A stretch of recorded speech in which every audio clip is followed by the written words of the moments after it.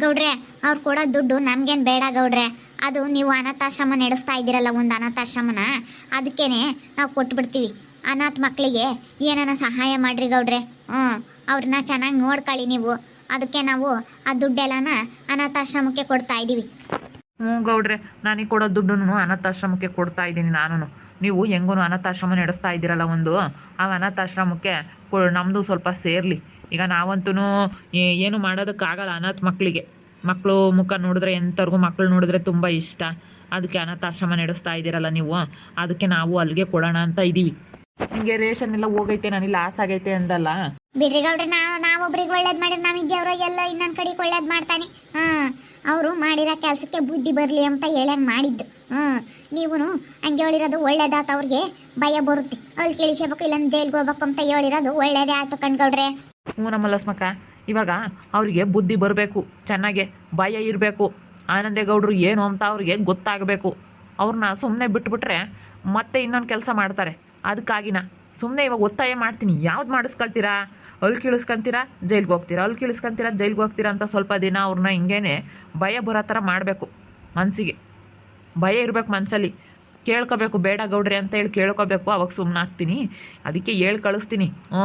ಬರಬೇಕಂತೆ ಗೌಡ್ರು ಕರಿತಾ ಇದ್ದಾರೆ ಅಂತ ಹೇಳಿ ಕಳಿಸಿ ಅವ್ರ ಮನಸ್ಸಲ್ಲಿ ಬರಬೇಕು ಭಯ. ಹೇಳ್ತೀನಿ. ನೋಡ್ರಿ, ಇವಾಗ ಏನೋ ಒಂದು ಸತಿ ಸುಮ್ಮನೆ ಆಗ್ತೀನಿ, ಮತ್ತೆ ಇದೇ ಥರ ಮಾಡಿದ್ರೆ ಸರಿರಲ್ಲ ಅಂತ ಹೇಳ್ತೀನಿ. ಸ್ವಲ್ಪ ಭಯ ಬರಬೇಕಂದ್ರೆ ಬಿಸಿ ಮುಟ್ಟಿಸಿದ್ರೇನೆ. ಯಾರೇನೋ ಅಲ್ಲಿ ಕೀಳಿಸ್ತೀವಿ ಅಂತ ಹೇಳ್ಕೇನು ಕರ್ಕೊಂಡೋಗಿ ಅಲ್ಲಿ ಕೀಳಿಸಲ್ಲ. ಇವಾಗ ಜೈಲ್ಗೆ ಹಾಕ್ಸೋದಕ್ಕಾಗಲ್ಲ.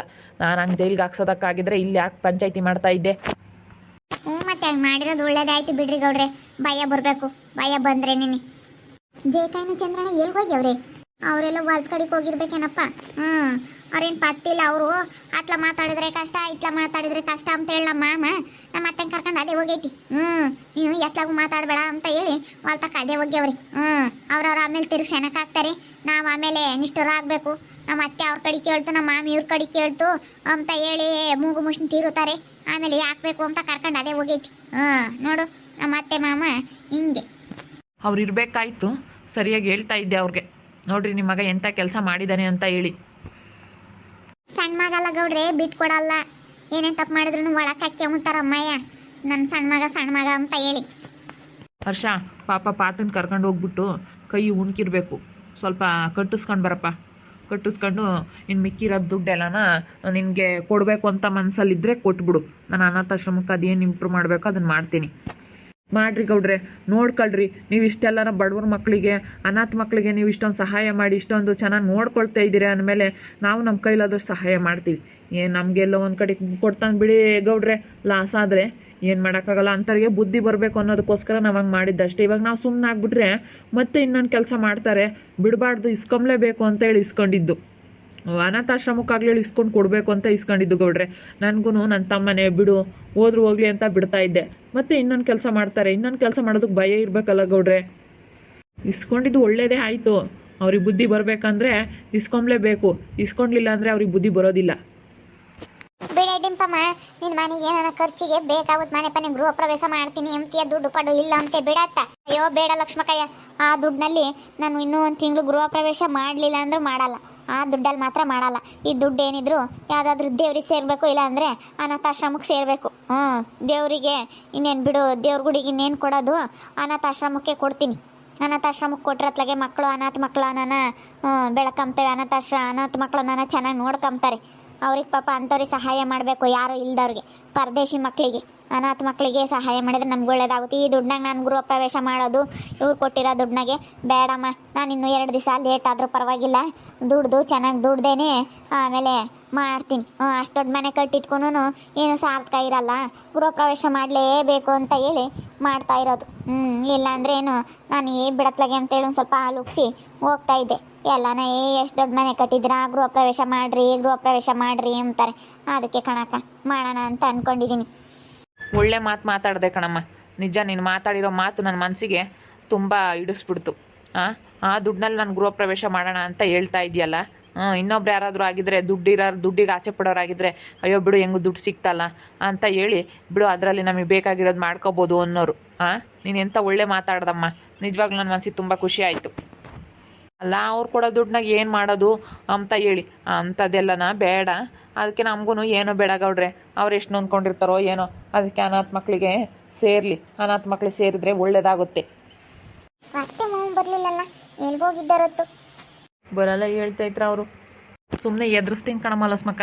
ಹಾಗೆ ಇಲ್ಲೋಡು, ಏನು ಮಾಡ್ತೀಯ ಮಾಡು, ಇವೆರಡರಲ್ಲಿ ಏನಾದರೂ ಡಿಸಿಷನ್ ತಗೋ ಅಂತ ಹೇಳಿ ಇವಾಗ ಸಿದ್ಧನ್ಗೆ ಹೇಳಿ ಕಳಿಸ್ತೀನಿ.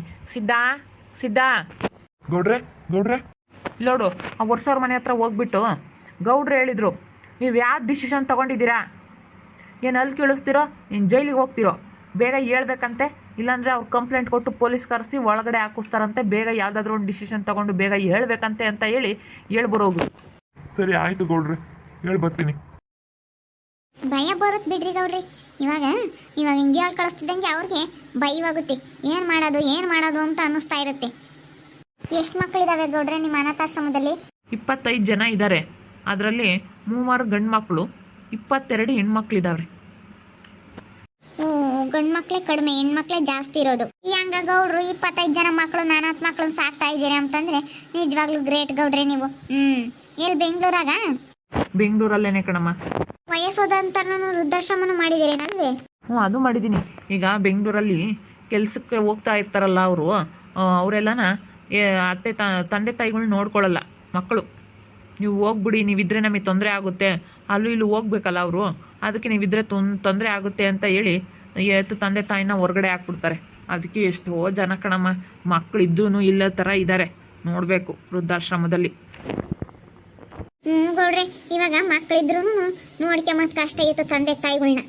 ಇವರಿದ್ರೆ ನಮ್ಗೆ ಒಟ್ಟು ಸಾಕ್ರಿ, ವಯಸ್ಸೋದಾರ ಇರಬಾರ್ದು ಅಂತ ಹೇಳಿ ಮನೆಯಾಗೆ ತಂದೊಂದು ಆಶ್ರಮಕ್ಕೆ ಬಿಟ್ಟು ಹೋಗ್ತಾರೆ. ಇನ್ನೇನು ಮಾಡೋಕ್ಕಾಗುತ್ತೆ? ನೀವು ಅಂತಾರೆ ಒಳ್ಳೇದು ಮಾಡ್ತಾ ಇದ್ದೀರಾ, ಮಾಡ್ರಿ. ನಿಮ್ಮ ಮಕ್ಕಳು ಮರಿಗೆ ಮುಂದೆ ಒಳ್ಳೇದಾಗುತ್ತೆ. ನಿಮ್ಮ ಅಪ್ಪ ಇರು ಒಳ್ಳೇದು ಮಾಡಿದ್ಕೆ ನಿಮ್ಗೆ ಒಳ್ಳೇದಾಯ್ತು ಗೌಡ್ರೆ. ನೀವು ಒಳ್ಳೇದು ಮಾಡಿದ್ರೆ ನಿಮ್ಮ ಮಕ್ಳಿಗೆ ಒಳ್ಳೇದಾಗುತ್ತೆ. ಹಾಗಂಗೆ ದೇವರು ಎಲ್ಲ ಒಂದು ಕಡೆಗೆ ಕೊಡ್ತಾನೆ, ಎಲ್ಲ ಒಂದು ಕಡೆಗೆ ಕಿತ್ಕೊಂತಾನೆ. ಹಿಂಗೇನೆ ನಾವೊಬ್ರಿಗೆ ಒಳ್ಳೇದು ಮಾಡಿದರೆ ಇನ್ನೊಂದು ಕಡೆಗೆ ನಮಗೆ ಒಳ್ಳೇದು ಮಾಡ್ತಾನೆ ಗೌಡ್ರೆ ದೇವರು. ಹೆಂಗೋ ಮಾಡ್ತಾ ಇದೆಯಾ, ಮಾಡ್ರಿ. ನೋಡಿದ್ರಲ್ಲ ವೀಕ್ಷಕರೇ, ವರ್ಷನ್ಗೆ ಅಲ್ಲಿ ಕೀಳಿಸ್ತೀವಿ, ಜೈಲಿಗೆ ಹಾಕಿಸ್ತೀವಿ ಅಂತ ಹೇಳ್ತಾ ಇರೋದು ಇವರು ಸುಮ್ಮನೆ ಹೇಳ್ತಾ ಇದ್ದಾರೆ. ಏನು ಮಾಡಲಿ, ಅವರಿಗೆ ಭಯ ಬರಬೇಕು ಅಂತ ಇಬ್ಬರಿಗೂ ಗಂಡ ಹೆಂಡತಿಗೆ ಭಯ ಬರಬೇಕಂತ ಈ ಥರ ಹೇಳ್ತಾ ಇದ್ದಾರೆ. ಅಲ್ಲಿ ಕೀಳಿಸ್ತೀವಿ ಅಂದೇಟ್ಕೇನು ಅಲ್ಲಿ ಕೀಳ್ಸೋದಕ್ಕಾಗಲ್ಲ. ಇವರು ಸ್ವಲ್ಪ ಮನುಷ್ಯರೇ, ನಾವು ಮನುಷ್ಯರೇನೆ, ಆಗೋದಿಲ್ಲ. ಇನ್ನು ಕಂಪ್ಲೇಂಟ್ ಕೊಟ್ಟು ಜೈಲಿಗೆ ಹಾಕಿಸ್ತೀವಿ ಅಂತ ಹೇಳಿ ಎದುರಿಸ್ಬೋದು. ಬೇಕಾದ್ರೆ ಕರ್ಕೊಂಡೋಗಿ ಒಂದಿನ ಹಾಕಿ. ಅದಕ್ಕೇ ಗೌಡ್ರು ಬಂದಿದ್ದಾರೆ. ಇವಾಗ ನಾವು ಅವ್ರು ಕೊಡೋ ದುಡ್ಡ ಗೌಡ್ರೆ, ನೀವೇನೇ ಇವರು ಅನಾಥಾಶ್ರಮ ನಡೆಸ್ತಾ ಇದ್ದಾರೆ. ಅನಾಥಾಶ್ರಮ ಮತ್ತು ವೃದ್ಧಾಶ್ರಮ ಮಾಡ್ತಾ ಇದ್ದಾರೆ.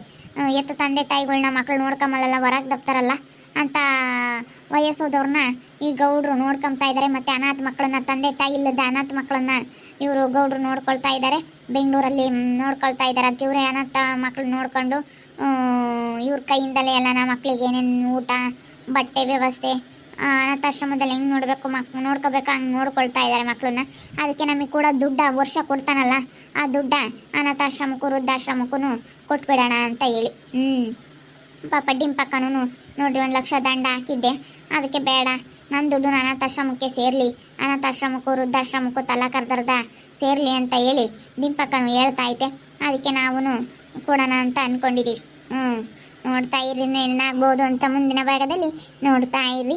ಹಾಗೆ ವಿಡಿಯೋ ಬಗ್ಗೆ ನಿಮ್ಮ ಅಭಿಪ್ರಾಯವನ್ನು ಕಮೆಂಟ್ ಮಾಡಿ ತಿಳಿಸಿ. ಹಾಗೆ ವಿಡಿಯೋ ಇಷ್ಟ ಆಗಿದ್ದರೆ ಲೈಕ್ ಮಾಡಿರಿ. ಇನ್ನೂ ನಮ್ಮ ಚಾನಲ್ನ ಯಾರೇ ಸಬ್ಸ್ಕ್ರೈಬ್ ಮಾಡ್ಕೊಂಡಿಲ್ಲ, ತಪ್ಪದೆ ಈ ಕೂಡಲೇ ಸಬ್ಸ್ಕ್ರೈಬ್ ಮಾಡ್ಕೊಳ್ರಿ. ಹಾಗೆ ನಿಮ್ಮ ಸ್ನೇಹಿತರಿಗೆ ಎಲ್ಲರಿಗೂ ವಾಟ್ಸಪ್, ಫೇಸ್ಬುಕ್ ಮುಖಾಂತರ ವಿಡಿಯೋನ ಶೇರ್ ಮಾಡಿ. ಓಕೆ ವೀಕ್ಷಕರೇ, ಧನ್ಯವಾದಗಳು.